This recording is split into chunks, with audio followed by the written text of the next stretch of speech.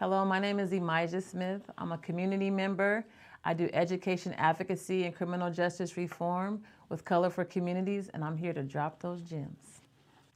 You know, I would first say that, in particular, the education system in Seattle Public Schools is failing to serve our children, particularly our Black children and our Indigenous children. So I first want to say that. So when you have that understanding that it's not serving our students well, you understand this is historic and present day, then as parents and as community members, we have to approach that education system first knowing what we want to get out of that system for our children. We're our first teachers for our children, so you have to have an understanding of what you hope to get out of it. And you have to decide that with your family, and if your child's old enough to have that conversation with you, have that conversation with your child. So it's best to start out with a success plan in place for your child. So in doing so, you want to break that down from the role of the parent in the success plan, the role of the child, the student in the success plan, and the role of the school. I am a strong proponent of strong school and family partnerships, understanding that we have to work together, but you have to be clear about your role in that. You have to be clear with your child what their role is in that. Because oftentimes you step into the school as a parent and the school wants to just take over. But the failure or the success of your child or your student will fall on you. That burden falls on you, so that is your responsibility. So start with a success plan. What do you hope to get out that particular year, whether that's preschool, kindergarten, what have you. You meet with your student's teacher and the principal, the school leadership, and you talk about how can we accomplish this? You know, what can they contribute back to the success of your child? And then what are the resources that are in place at the school to ensure that? And then when you kind of get a better sense of what's going on around that, you want to also learn about the policies around their discipline policies, their lunchroom policies. Anything that your child can ever be disciplined about, you need to ask questions. What are the formal rules and what are some of the informal rules? And then what are your opportunities to engage?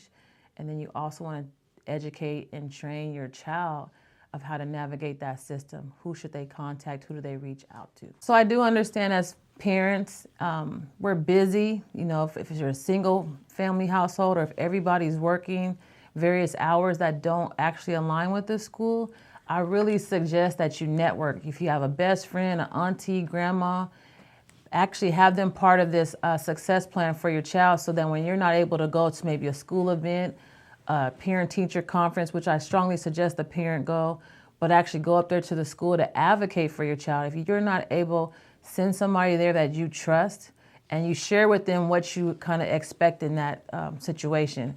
Because I'm going to be the first to tell you, like, I could send my mom up there for my children and she'll be like, you should have just sat your butt down. Well, actually, I've taught my child that first and foremost, if they feel uncomfortable or they're not being heard, that they need to tell their teacher or that administrator to call my mom. So when they're having a conversation, whether I could be there or not, put me on the speakerphone. It's very important that you are engaged and that the school knows that your child or your student has a family that backs them. Because the moment that they think that there's no one that's going to hold them accountable, they'll just do anything with their child. Some of them are going to do the best of their ability, but if they don't understand what the best is for your child, then they'll make some mishaps along the way.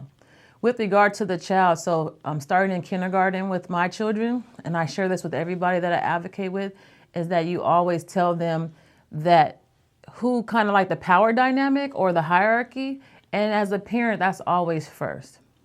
Then there's the teacher. So that teacher has to be in line and in good relationship with you so that the teacher's rules, because oftentimes these teachers don't even have children. So their parenting ability is not the same level of experience or expertise as the parent themselves.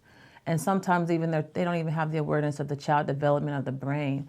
So it's imperative that your child understands that they can call on you or a family member say, call my mom, so that they can be an adult-to-adult conversation and the best way to handle the child.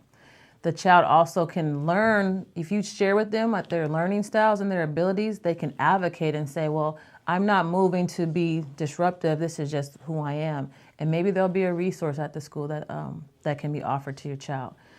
In Seattle Public Schools in particular, currently our strategic plan, the 2019 to 2024 strategic plan, is focused on youth and students who are furthest from educational justice, particularly Black males, but it's not exclusive of just Black males. It's all students who are furthest from educational justice.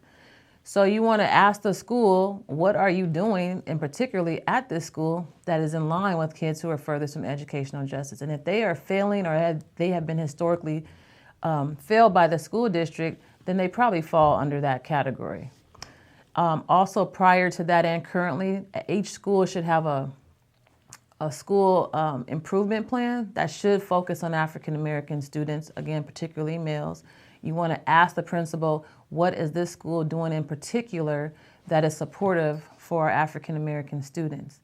So if you came into the situation and with a success plan already, then you want to see what is the line that the school is already thinking about that will be supportive of your child. When you ask these type of questions, you're not going in there to be divisive or challenging them. You're going in there with the sole intention of how do I best support my student, because we do not have a year to waste. We don't have kindergarten to waste. We don't have first grade to waste to try to get this right. We have right now to get it together. Those are my thoughts. Those are my gems.